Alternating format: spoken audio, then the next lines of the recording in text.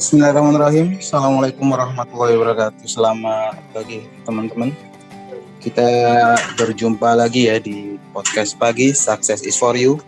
Kita masih akan membersamai Mbak Siti. Mbak Siti. Halo, Assalamualaikum. Halo Mbak Siti. Halo Mas Amin. Halo. Halo. Suara saya kedengaran kan? Udah. Oke. Sebelum kita mengawali podcast kita pagi ini, kita awali dengan doa ya, supaya apa yang kita terima pagi ini bisa manfaat. A'udzubillahi minasyaitonirrajim. Bismillahirrahmanirrahim. Rabbi zidna ilma warzuqna fahma birahmatika ya arhamar rahimin. Amin. Banget Pak. Oke. Bismillahirrahmanirrahim. Assalamualaikum warahmatullahi wabarakatuh. Selamat pagi ya. Kita lanjutin acaranya.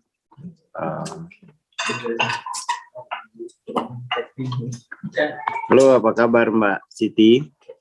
Halo, Mas. Alhamdulillah kabarnya baik, tapi agak ngeblank. Gimana? Iya, jadi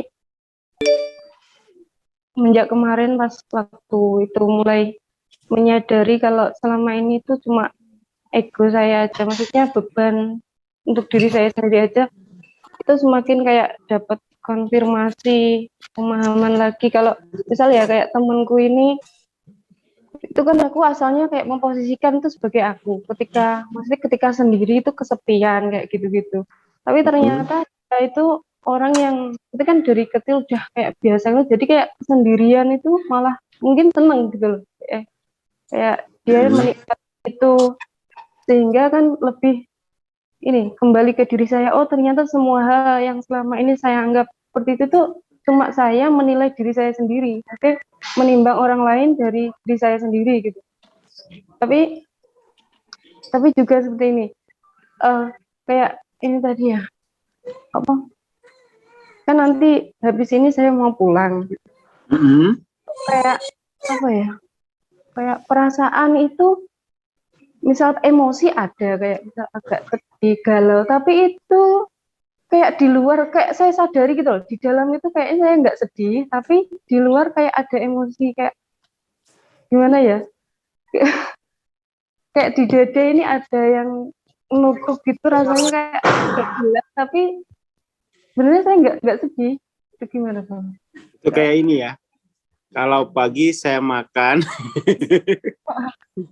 yang lagi viral itu loh, di dalam nggak sedih tapi saya sedih. Iya. Ya itu. Sering jadi kayak gitu. Ya itu namanya yang mengalami tapi nggak menjadi. Gitu ya. Ya itu udah benar gitu ya. Jadi itu hanya pengalaman. Kita tidak menjadi itu gitu ya. Kayak nangis kalau kayak gitu juga gitu sekarang. Kayak kan saya sering ini praktek yang tapping itu di Mas Amin. Itu sering kayak saya ini nggak apa-apa tapi kok nangis gitu. Nggak bisa ditahan. Ya itu ya biarkan saja gitu ya. Jadi bahwa kita kan bukan emosi gitu ya. Kita bukan emosi. Jadi ya hanya menjadi penyaksi ya. Hanya menjadi penyaksi. Itu yang, dan itu sudah kemajuan itu. Sudah bisa. Iya, tapi agak refleksi. Gimana gitu. Jadi mungkin karena pikiran saya mau pengen menerjemahkan ini gimana gitu, jadi masih. Ya terjemahannya itu saya mengalami tapi tidak menjadi pengalaman gitu. Seperti itu. Saya mengalami tapi saya nggak menjadi pengalaman itu. Itu kan artinya sudah punya kemampuan untuk refleksi ya. Sudah bisa mengakses perasaan dan bisa berjarak dengan perasaan. Itu kan lumayan. sebuah kemampuan ya. Jadi waktu jiwanya sudah bergeser, sudah evolutif. Seperti itu.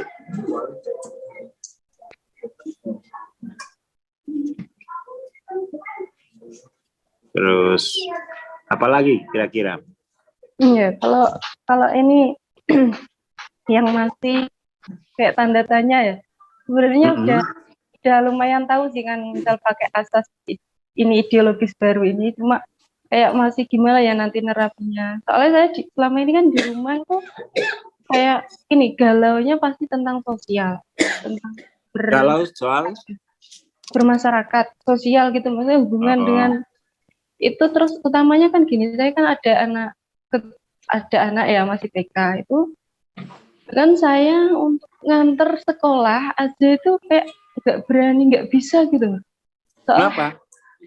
Ya itu, saya selama ini utamanya sama ya orang-orang yang mengenal saya kecil kayak gitu sih, kayak takut apa gini ya, mungkin karena saya ada rasa ini takut ketahuan kayak gitu dulu, sehingga kayak misal dikenali orang kayak gitu ya nggak nyaman gitu loh. Oh, Iya, yang ini tentang ya. kondisi saya itu kan, jadi kalau saya Jadi sekarang itu punya anak gitu. iya ada anak. Oh, suaminya? Udah cerai 2 tahun yang lalu. Oh, cerai. Ya, terus saya ke Surabaya ini. Ya. Jadi hubungan di ini sih ke masyarakat.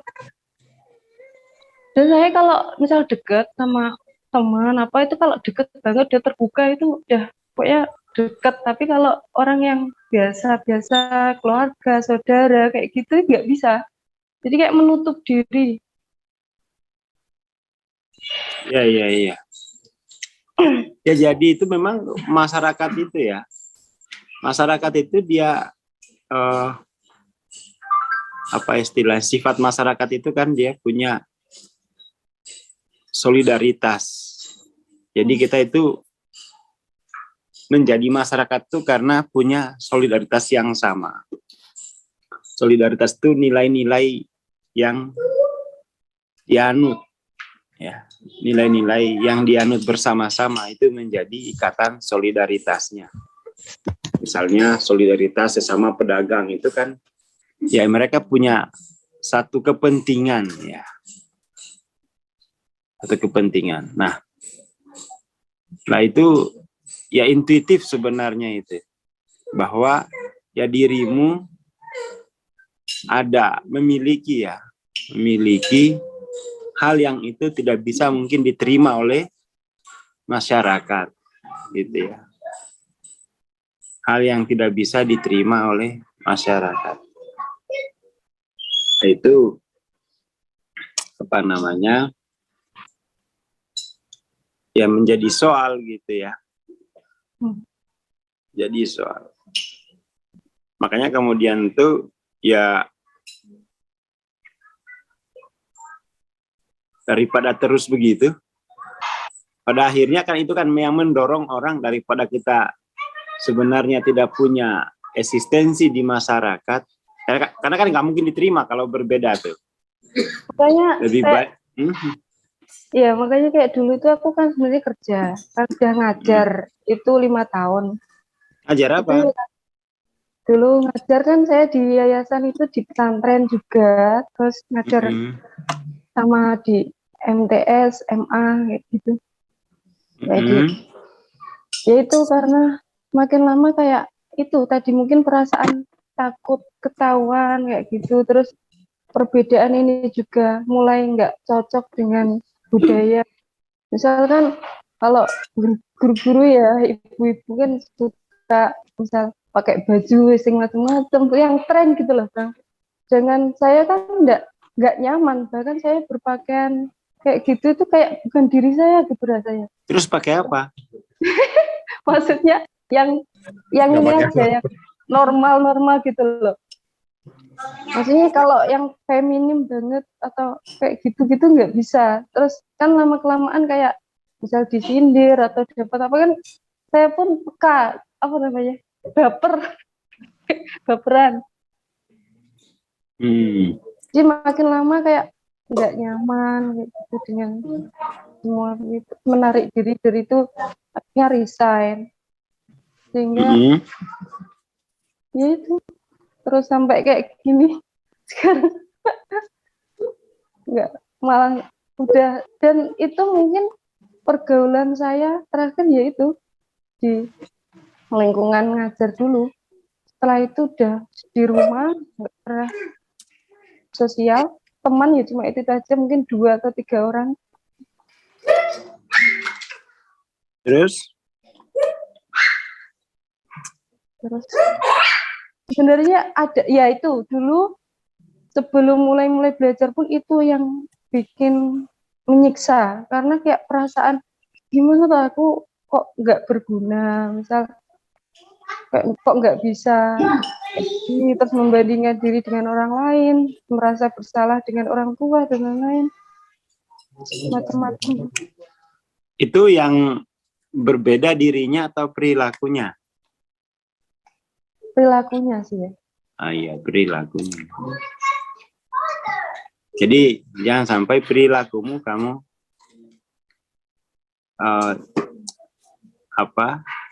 satukan dengan dirinya gitu ya.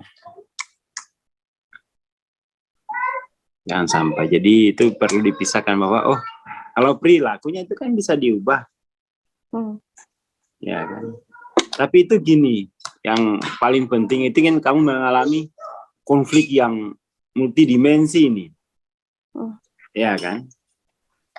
Kamu mengalami konflik yang multidimensi. Ya dengan dirimu sendiri juga aslinya. Dengan keluarga, dengan masyarakat gitu. Ya mestinya itu kamu berpikir secara mendalam.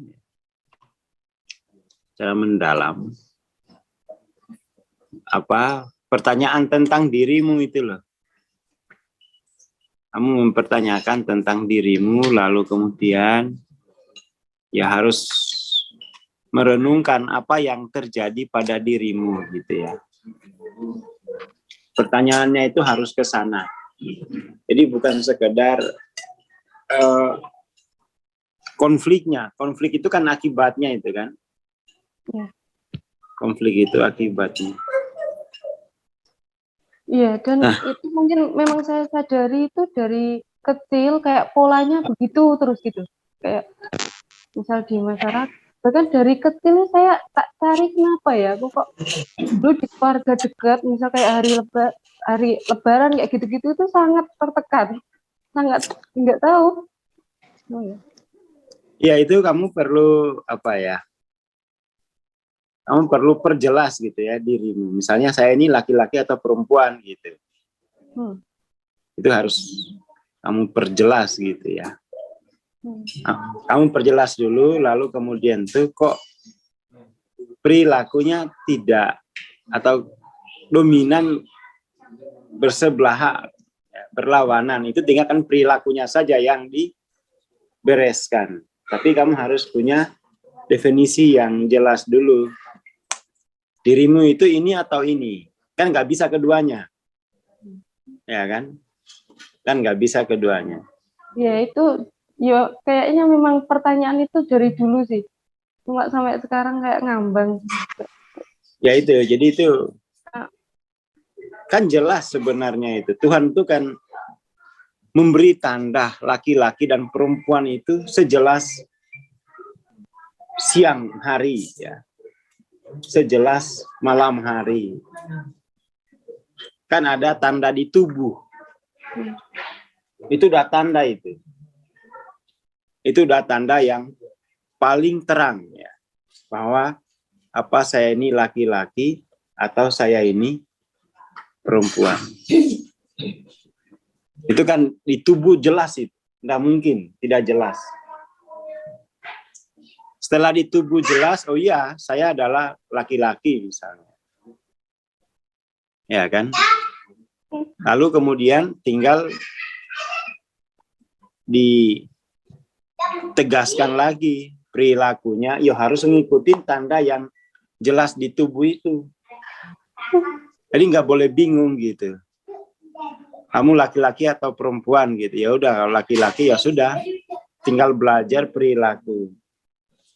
Dan buktinya laki-laki itu ya tanda di tubuh gitu.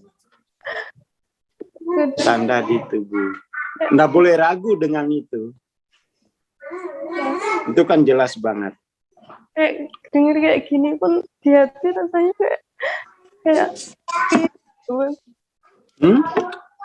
Ya gimana?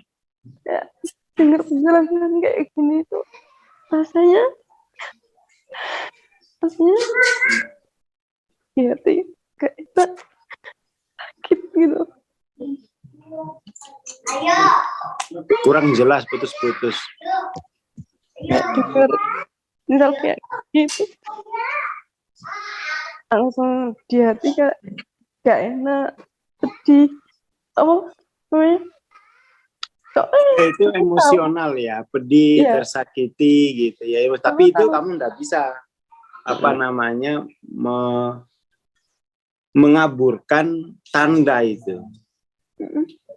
Nggak bisa mengaburkan tanda itu. Jadi perasaan itu tidak bisa mengaburkan tanda yang jelas itu. Jadi itu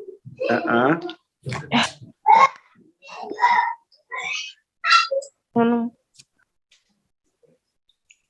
itu kamu sebenarnya secara sadar kan saya maksudnya sangat tahu gitu ya, sangat tahu,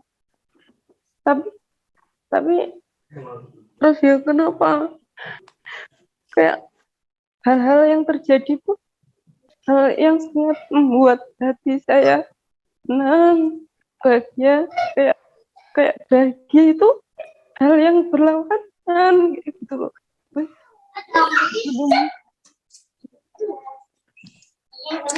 Iya, itu apa namanya? Itu kan soal perasaan, tapi pokoknya itu kamu ini dulu gitu. Kamu nggak boleh ragu. Kan ada tanda seterang matahari itu. Ya kan, sejelas.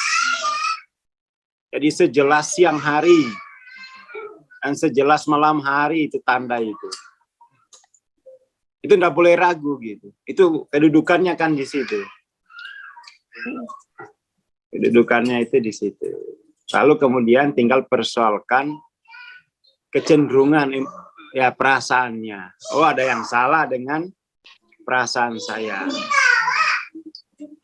Memang di tahap-tahap awal kehidupan itu kan memang fakta yang paling kuat itu perasaannya kan. Jadi seolah-olah yang nyata itu adalah perasaan. Enggak, perasaan itu bisa tidak apa ya, dia bisa menipu. Itu hanya soal pengaruh lah, pengaruh lingkungan. Seperti itu. Jadi itu pada akhirnya fakta yang jelas itu ya fisik, ya standar dari Tuhan itu. Nah, lalu kemudian perasaan itu, perasaan yang kayaknya kok berlawanan, nah itu diubahnya dengan niat. Diubahnya dengan niat. Intention. Intention.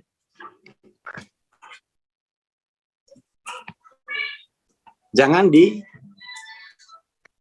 oleh perasaan. Ini jangan didorong oleh perasaan. Itu kalau teman-teman punya buku Power Force. Buku Power Force itu ditulis di halaman pendahuluan itu ya. Bab pendahuluan bahwa manusia itu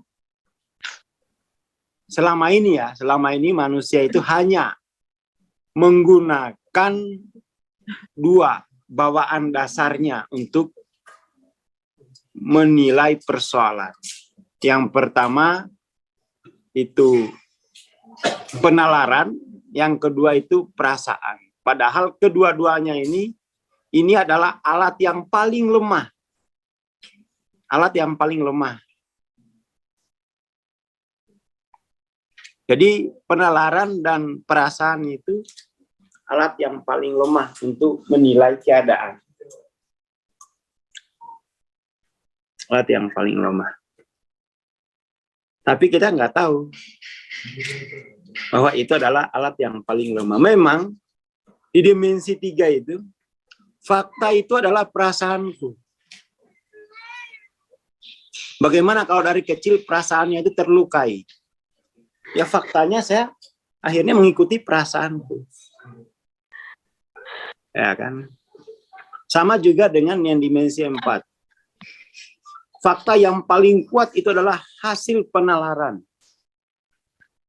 Dia akhirnya mengingkari juga perasaannya. Akhirnya jadi tarung antara nalar dan perasaan. Konflik udah itu. Konflik. Ya.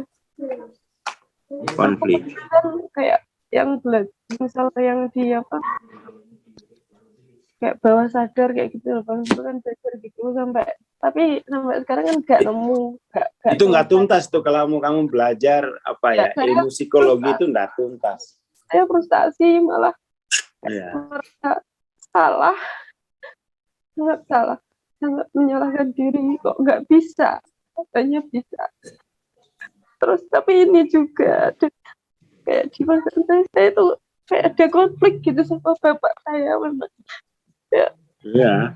nggak bisa dekat ya, saya nggak tahu, padahal kan kalau anak tumbuh itu harusnya kan kayak rasa ke saya itu kan otomatis ya, kayak kalau saya ke ibu saya itu kayak mau diapain juga rasanya, tapi kan sama bapak dan keluarganya itu kayak tapi aku kok kayak ada rasa nggak suka, nggak betul itu Ya itu kamu perasaannya terluka gitu ya. Dan itu kamu menjadikan perasaan itu sebagai fakta ya. Perasaanmu suka yang berlawanan, oh inilah saya. Ya, itu. Yang paling nyata itu ya, saya itu kamu lihat dulu tanda fisiknya ya, untuk menentukan identitas di alam semesta ini kan gitu. Eksistensi di alam semesta itu kan cuma laki-laki atau perempuan, nggak mungkin laki-laki dan perempuan. Mungkin ada yang begitu, tapi ada nggak sih dalam sejarah manusia yang punya jenis kelamin ganda? Nggak ada ya? Iya.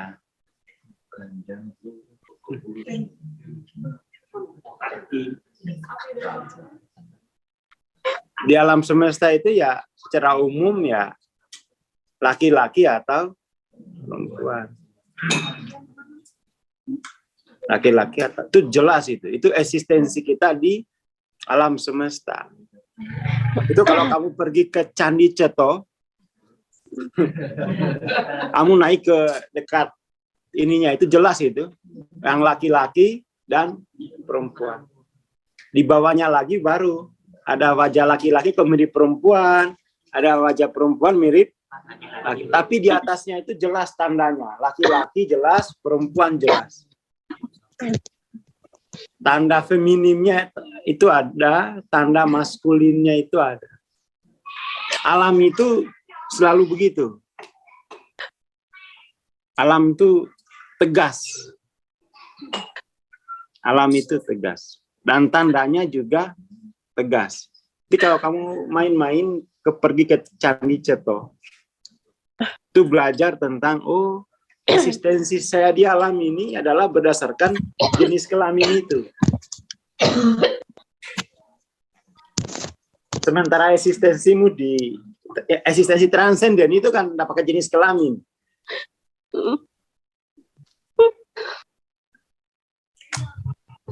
Yaitu dan apa ya? Pokoknya intinya gini, bahwa perasaan saya ini sakit. Jadi kalau kita punya perasaan yang berlawanan itu kita mesti ya nggak apa-apa, tapi tahu bahwa ini saya sakit gitu.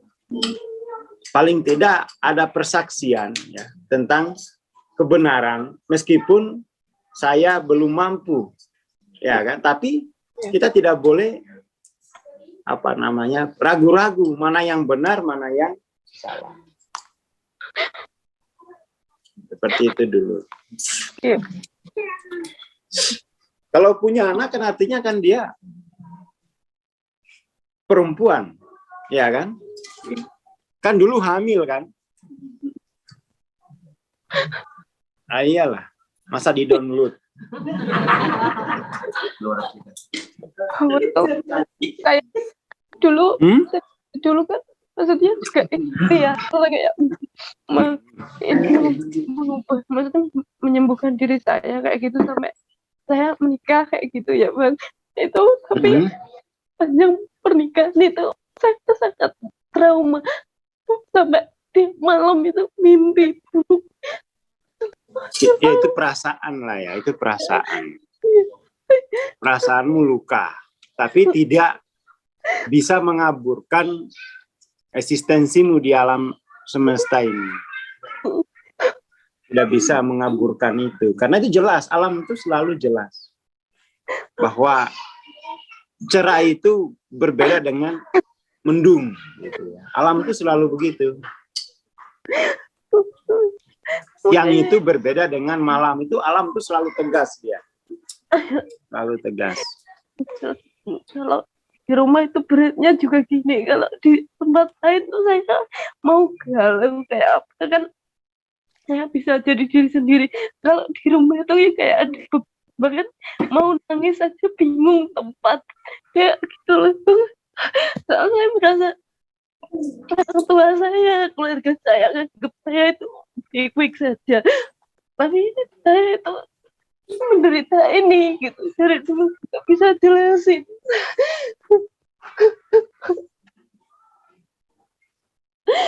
Di rumah itu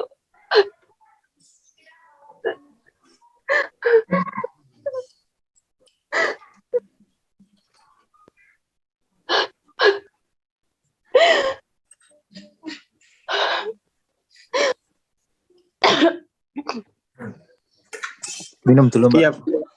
Minum dulu.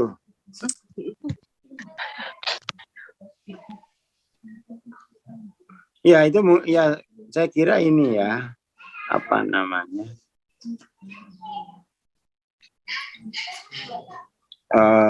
soal ketidakjelasan definisi lah. Tapi itu ya mestinya kita punya apa ya acuan gitu. Di alam semesta itu ya selalu jelas. Selalu jelas. Perasaan kita itu yang nggak jelas itu. Kadang senang, kadang sakit.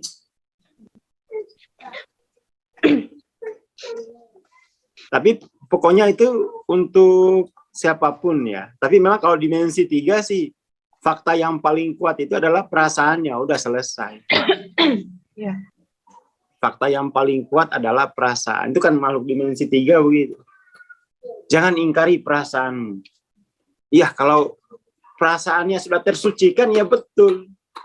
Tapi kalau perasaannya masih belum tersucikan itu ya, itu kan ada di kitab Ihya Ulumuddin itu. Perasaan itu jangan sampai dijadikan panduan sebelum dia tersucikan.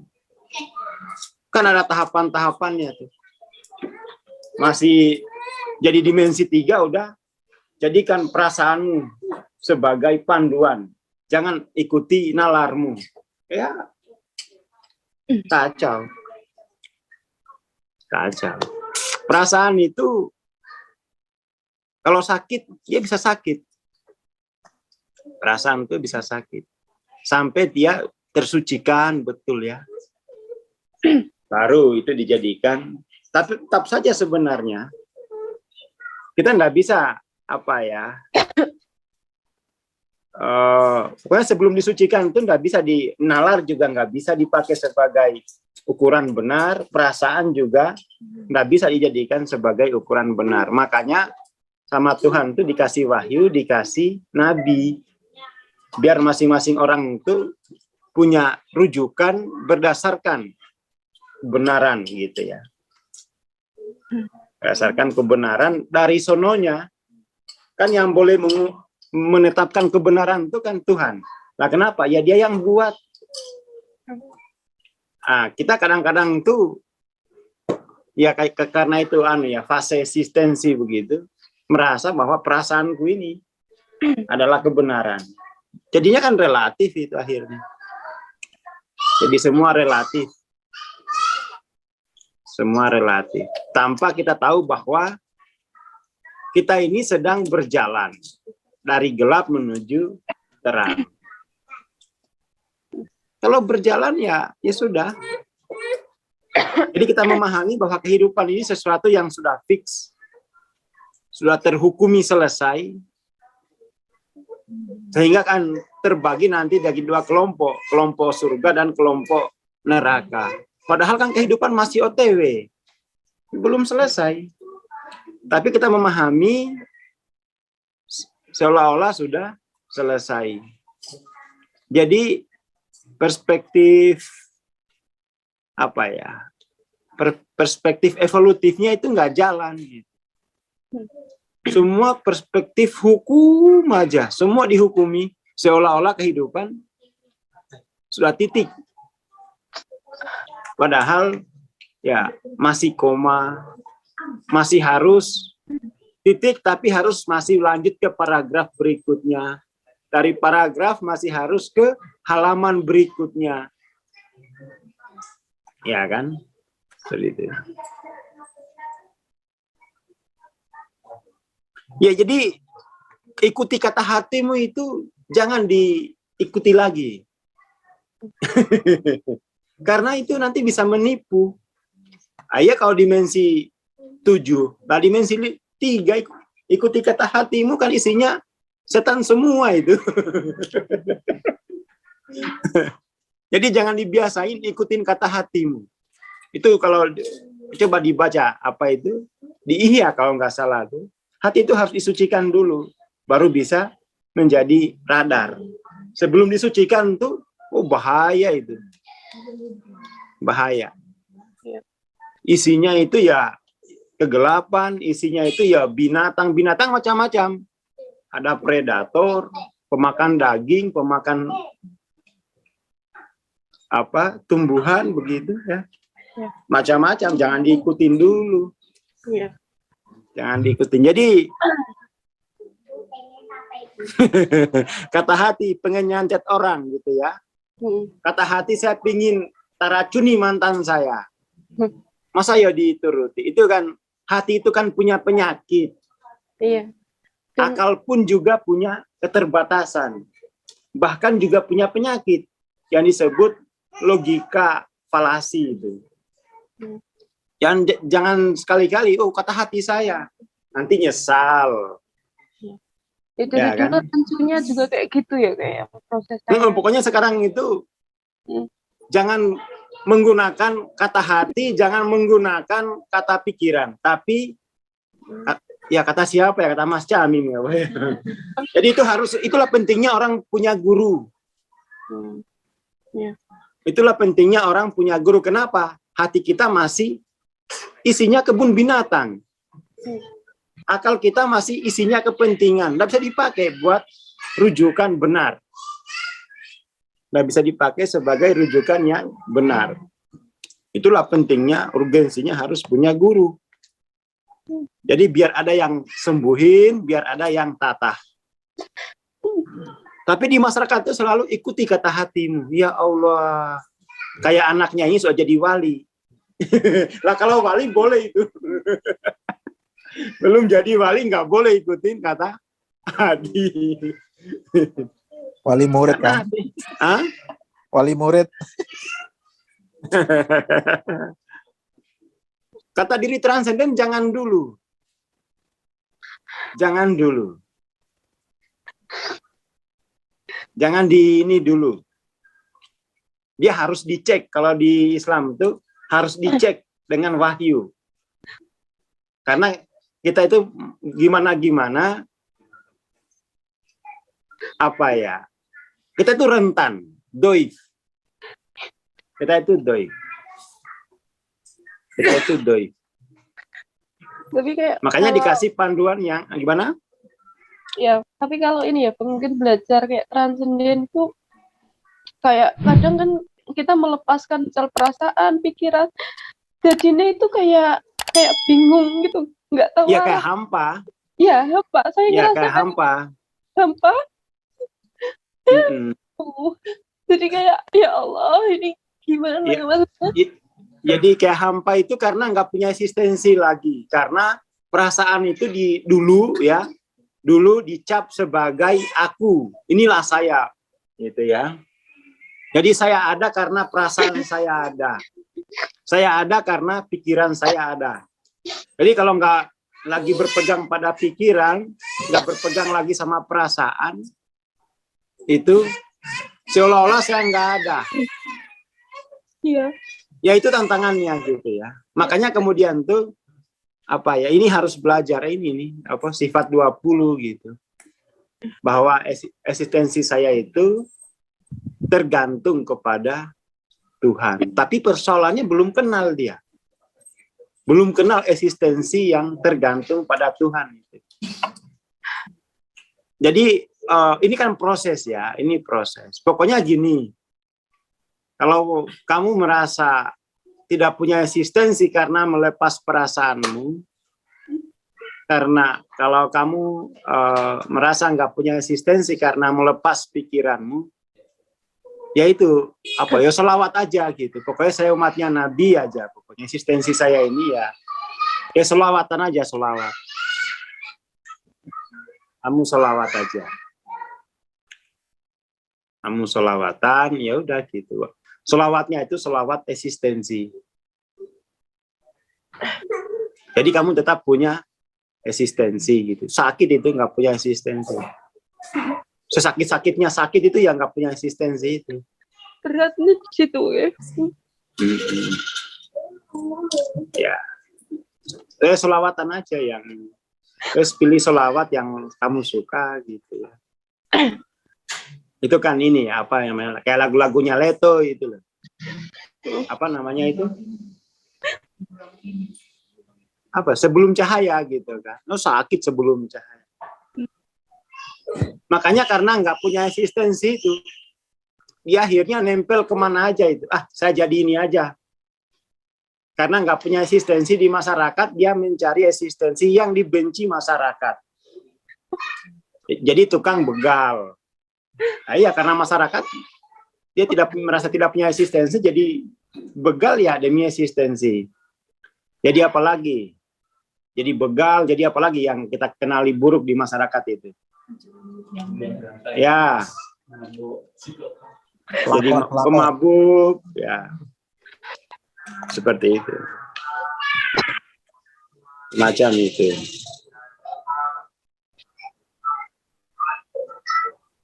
Ini ada bagus nih, tapi kok saya masih merasakan sakit, Bang? Iya, masih hidup. Kalau udah baal tuh ya malah bermasalah itu. Kalau masih sakit itu masih hidup. Alhamdulillah ya Allah. Iya. Ya. Tapi kadang ini muncul rasa marah lagi ketika frustasi, berharap daya, maksudnya berharap pertolongan, tapi masih gini terus kayak nggak sabar gitu. Jatuhnya marah saya.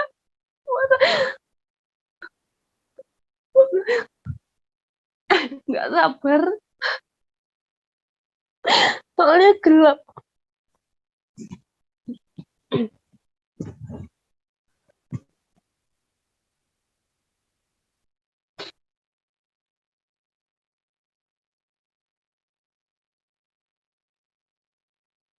Bang Ansar sampean kemut, Kang. Ya ini fasenya ini kan sebenarnya fase harus ada yang bimbing gitu. Karena ini fase perjuangan eksistensi itu ya gitu itu. Tapi pokoknya itu gini, sering-sering dengerin sebelum cahaya itulah. Kamu nyanyi, oh gini rasanya. Sedang OTW gitu ya. Dalam ketidakpastian.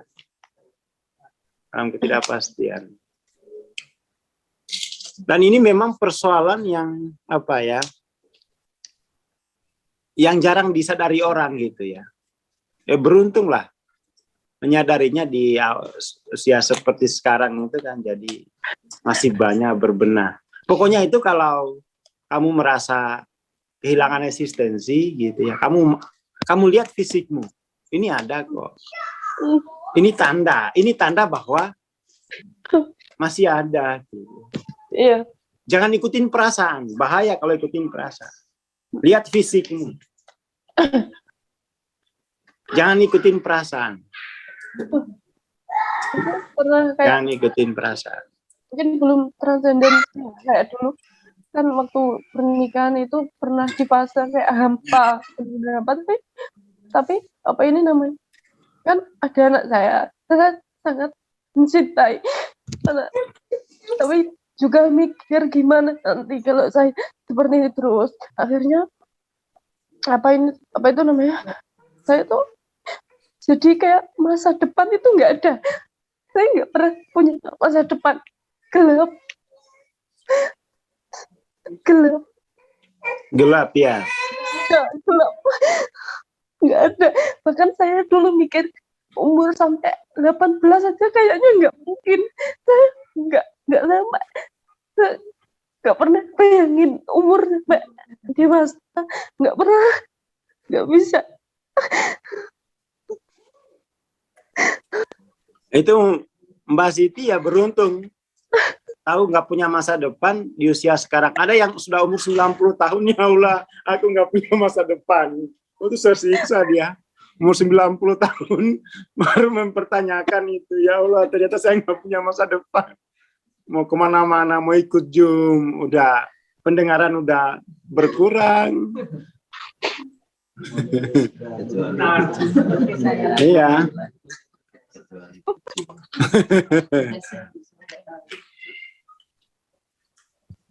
Ya intinya gini, soal perasaan itu jangan dijadikan ukuran ya.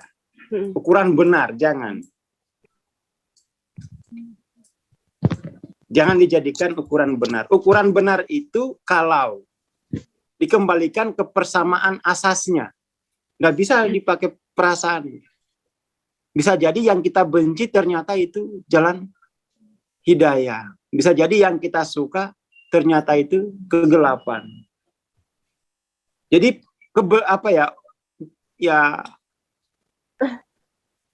perasaan itu jangan dijadikan ukuran benar. Dia harus dicek kembali ke asas. Karena kita tahu bahwa hati kita ini kan naik turun. Tergantung, ada yang tergantung kalender. Ya kan? Tergantung kalender. Tanggal tua ya perasaan ya jangan dekat-dekat lah.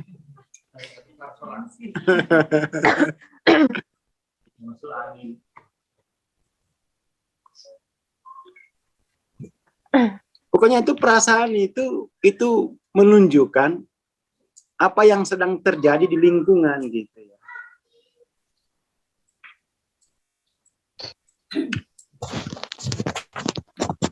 Seperti itu. Yeah. Jadi Mbak Siti jangan makanya gini gitu loh. Pikiran kita ini kan bisa liar. Makanya harus dipasangkan ideologi. Rujukan benarnya itu di ideologi. Masalahnya itu kan tidak pernah dijadikan pelajaran dasar ideologi itu. Pelajaran dasar kita hafal nama-nama jenderal dulu, nama-nama menteri, nama-nama pahlawan. Ya kan gitu dulu. Nama-nama benda, nama-nama perjanjian.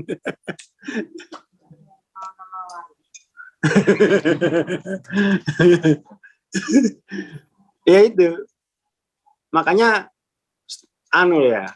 saya menghimbau ke teman-teman, yuk tinggalin budaya yang terus-menerus mengajak kita untuk hanya berpikir di level artefak dan aktivitas. Mari berpikir di tataran ideologis. Kenapa Barat itu maju. Kemajuannya Barat itu merata dia. Oh, merata Barat itu. Karena memang masyarakatnya itu paham ideologis.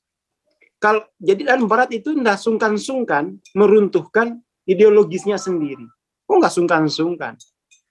Kita melihat bagaimana mereka pertama kali membangun ideologis material dan membangun peradaban selama 400 tahun.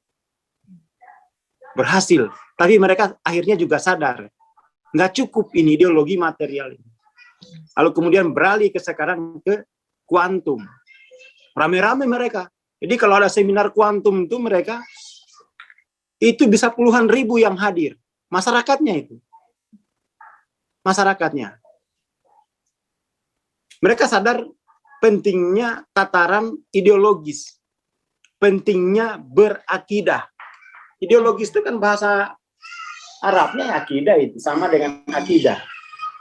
Dasar dari segala bentuk aktivitas jiwa kita itu ideologi.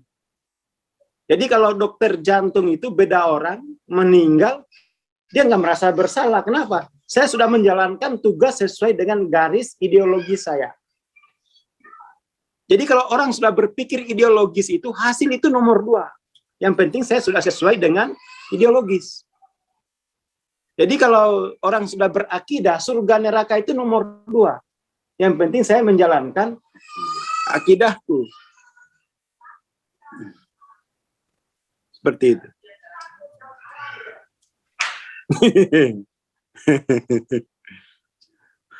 Kuantum pesugihan. Dan di masyarakat itu apa ya? Nggak pernah bahas ideologi, itu nggak pernah. Ya malum lah ya, karena di kampus juga, di kampus sekalipun, ideologi itu tidak dibahas gitu. Berapa banyak anak mahasiswa yang paham paradigma itu? Nggak banyak. Nggak banyak. Sini mungkin ada Pak Iwan nih ya. Halo Pak Iwan. Ya Pak Iwan ini yang punya apa ya? Saya kira punya banyak lingkar diskusi dengan orang-orang akademis itu. Pembahasan ideologis itu hanya ya saya membahasnya itu di luar apa ya? Di luar acara resmi gitu. Hanya sekelompok kecil gitu ya. Siap, Bang Aswar. Ya Pak. Gimana ini Pak? Apa namanya ini? Sadar paradigma di masyarakat kita ini gimana ini Pak? Waduh, Termasuk di kampus. termasuk berat ini Bang. Itu juga hanya kira-kira cuma 10% aja udah bagus. Istilah paradigma itu udah lama, sejak 40 tahun yang lalu, 30 tahun yang lalu sudah ada. Tetapi ya jarang ada ya, sedikit yang menggunakannya untuk dipakai sebagai apa asas-asas dalam analisis gitu. Paradigma itu istilahnya aja membuat orang itu ketakutan gitu, malas gitu, prinsip gitu, gitu Bang. Itu di seluruh, misalkan di eksak gitu. Padahal kan dari fisika ya paradigma itu awal pun itu kan, tetapi itu justru jarang. Malah di sosiologi ada sosiologi berparadigma ganda katanya. Tetapi itu juga jarang menjadi satu materi perbincangan yang sifatnya luas gitu. Padahal itu harusnya meluas gitu. Sehingga orang memiliki asas gitu kan. Begitu Bang. Iya. Berat, itu berat. Nah di sini bagus sekali gitu. Kalau sudah ada diajarkan paradigma sejak awal di Bang Aswar setahun yang lalu, udah disebut paradigma material dan paradigma imaterial kan gitu, atau spiritual. Wah itu dahsyat sekali Bang Aswar. Format yang dulu itu bagus itu Bang Aswar. Iya. Begitu. Ya, dan saya ini merasa ini gitu loh. Saya merasa kayak apa ya? Kayak terusik. Bagaimana mungkin orang beragama tanpa berparadigma? Itu nggak mungkin. Agama apaan itu? Iya, bagaimana mungkin dia mengaku beragama tapi dia asing dengan wacana paradigma? Itu nggak mungkin, karena paradigma itu, ideologi itu kan bahasa ininya akidah. Betul Bang. Bagaimana dia bisa apa ya? Bisa menghindarkan diri Orang beragama itu kan harus jelas akidahnya. Ini tahu-tahu langsung beraktivitas. Tahu-tahu langsung naik haji. Akidahnya nggak jelas loh. Ini kan apa ukuran benarnya dari aktivitasnya itu? Akidahnya. Apa yang menjadi ukuran benar dari niatnya? Ya akidahnya, paradigmanya gitu. Itu saya merasa, hancur ini. Wah, bisa tutup nih agama ini. Bisa tutup ini kalau kemudian masyarakat itu dihindarkan, dijauhkan, diasingkan dari wacana paradigma. Hanya karena dia bukan S3. Wah, nggak bisa. Orang beragama itu nggak nunggu S1. Ya kan? Saya melihat, wah ini bisa tutup ini. Bisa bangkrut ini agama ini kalau masyarakatnya menghindari wacana paradigma. Nah ini kita lagi sekalian di Rumi ini. Ini pesertanya ada yang nggak lulus SMP, ada yang hanya lulus SMP ya, ada yang nggak sekolah, tapi betah. Tapi betah mendengarkan ceramah paradigma. Kenapa? Diapit sama teman-temannya. Mantap, mantap Bang. Sudah luar biasa ini. Ini masa depan baik ini Bang, kalau paradigmanya diajarkan kepada seluruh halayak ya. Seluruh halayak tanpa mengenakan pendidikan, waduh luar biasa ini Bang. Ini nanti akan generasi kedepannya akan semakin baik ya, karena para orang tuanya sudah punya paradigma meskipun pendidikannya tidak tinggi, ada. Tidak ada gitu Bang. Gitu, Bang. Dan saya lihat gini, saya kan ngobrol gitu sama teman-teman praktisi pengembangan diri. Kenapa nggak ngajarin paradigma? Nah peserta itu nggak cukup otaknya. Dalam pengertian pendidikannya nggak cukup. Oh jangan remehin orang kamu. Itu dia punya keilahian loh. Yang ada itu kamu nggak siap ngajar. Tak gituin kadang-kadang tuh. Jangan remehin.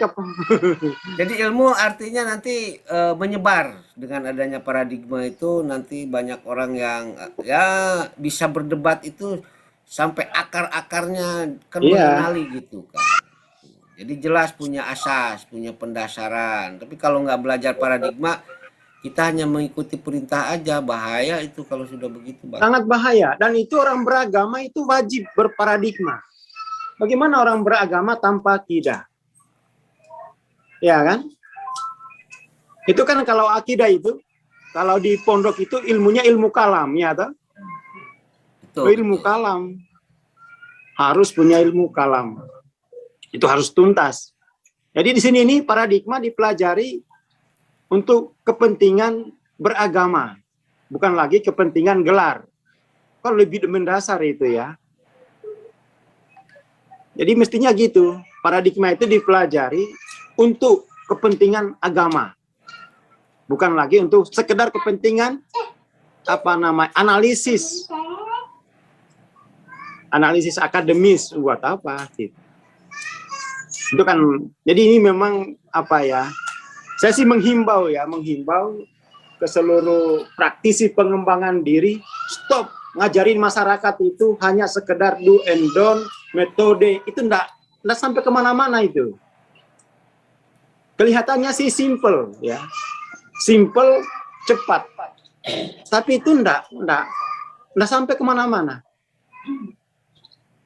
Saya bisa ini itu. Kalau orang udah belajar paradigma, lihat yang lain itu, itu terlalu dangkal. Karena paradigma itu yang paling mendasar, yang mengikat diri kan paradigma. Yang mengikat perasaan itu kan paradigma.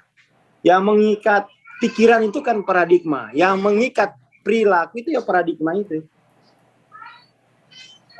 Ya kan? Ya, terima kasih Pak Iwan. Ya, sama-sama Bang Aswar. Ya ini teman-teman saya sengaja kita dengarkan dari Pak Iwan ini, karena Pak Iwan ini ya praktisi lah ya. Jaringan diskusinya di level akademis itu saya kira cukup kuat ya, kuat. Saya juga sering ngobrol sama saya. Jadi memang di kampus pun tuh paradigma itu enggak umum, enggak lazim. Orang lebih berpikir metodologis, ikutin metode penelitian, ikutin metode yang sudah ada begitu, nanti kan dapat peringkat-peringkat gitu ya. Seperti itu. Dan untuk orang Islam, nggak perlu sampai S1 untuk belajar paradigma. Nggak perlu. Karena itu kewajiban dalam agama. Kewajiban itu, kalau Islam harus berakidah. Harus berakidah. Harus berideologi. Ya kan? Dari sini ada yang nggak lulus SMP ini, tapi sabar aja udah 4 minggu ya.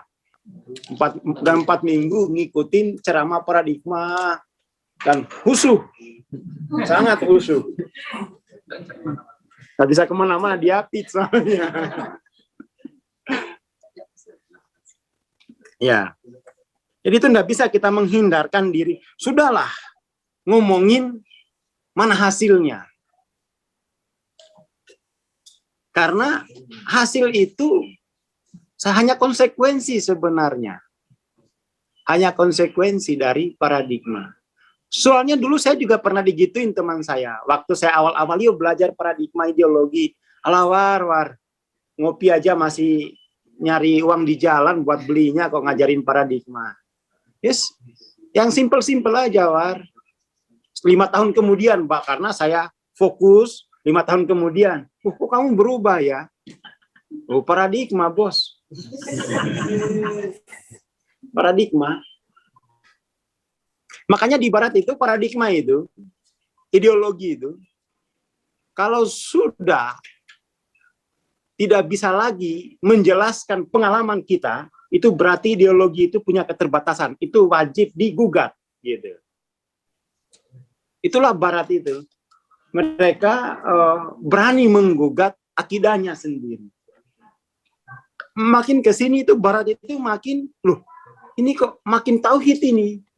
Karena mereka memang ngerti bahwa akidah itu yang menentukan. Ada apa namanya? Hawking ya, tulisannya Hawking itu bahwa ketika kita punya akidah dan benar, ya, benar dalam pengoperasionalannya, maka itu akan menuntun kita pada penemuan diri dan pertumbuhan. Nah, kalau akidahnya benar, dia akan mengenali dirinya dan dia akan terus tumbuh. Kurang lebih begitu. Itu diingat-ingat. Kalau akidahnya benar, maka dia akan menemukan dirinya dan dia akan selalu tumbuh. Nah, itu kan senapas dengan amanu wa amilu solihat. Ayatnya itu. Itu Hawking nulis di buku Power Force. Halamannya, waduh.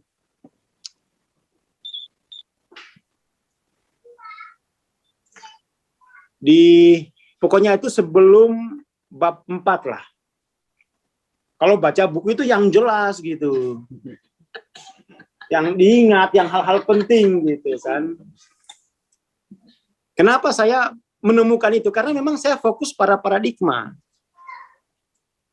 Saya mencari, ini kalau nggak ngomong paradigma, mau ngomong apa dia? Tambal sulam nanti. Tambal sulam. Gitu ya. Jadi kalau paradigmanya benar, paradigma itu akan menuntun pada penemuan diri dan pertumbuhan.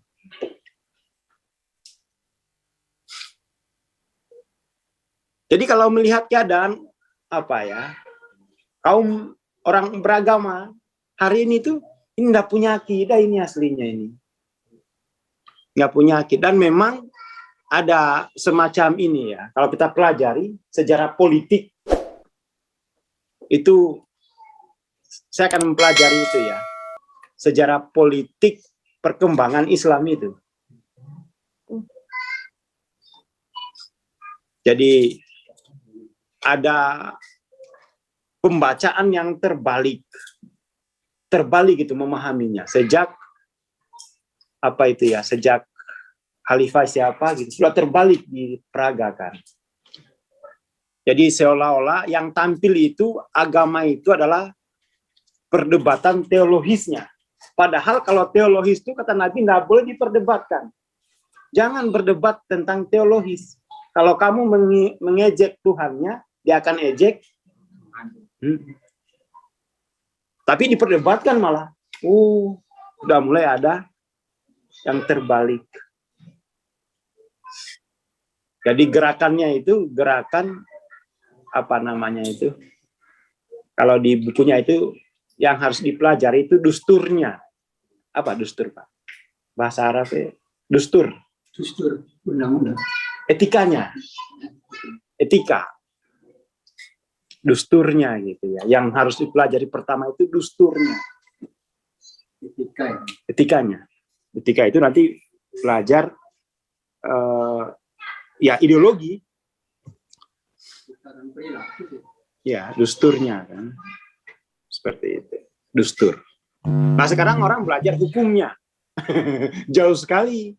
Jadi dari suruh belajar etika malah belajar etiketnya gitu kan, jauh sekali. Kebalik. Seperti itu. Jadi untuk Mbak siapa itu? Mbak Siti, pokoknya ya ini proses gitu ya. Ini proses dan kesalahannya kan sudah jelas. Dari kecil sampai sekarang kamu belum mempelajari paradigma. Itu aja. Jadi menyesal dan alhamdulillah. Menyesal karena memang kenapa gitu saya nggak ketemu Mas Camim sejak dulu. Kalau ketemu Mas Camim sejak dulu ya. Tapi alhamdulillah sudah ketemu gitu. Beda 2 tahun kan cuma Mas Camim dan alhamdulillahnya berkah ini. Iya, pokoknya menyesal dan alhamdulillah. Itu jiwa yang sehat itu selalu dia optimis. Tetapi juga ada ya sedikit kecemasan gitu ya. Itu menjaga keseimbangan antara kecemasan dan optimisme. Ya, itu dibutuhkan tuh asas. Dibutuhkan asas. Dan untuk Mbak Siti itu perlu mengenali yang disebut dengan energi courage. Energi courage itu kemampuan mengakses perasaan-perasaan terburuk sekalipun tanpa menghakimi diri. Oke, ini udah ada perintah berhenti. Dasar ada ini, ada intel. Oke ya, terima kasih. Selamat pagi. Assalamualaikum warahmatullahi wabarakatuh. Waalaikumsalam warahmatullahi wabarakatuh. Waalaikumsalam warahmatullahi wabarakatuh. Terima kasih Mbak Pangaswar, terima kasih Pak Iwan dan Mbak Siti. Insya Allah kita bertemu Senin depan. Besok. Oh, besok lagi. Nah, insya Allah. Bisa, Mbak Siti jadi pulang hari ini? ya insya Allah pulang. Ya, hati-hati. Di sini, nggih. Terima kasih. Assalamualaikum warahmatullahi wabarakatuh. Waalaikumsalam.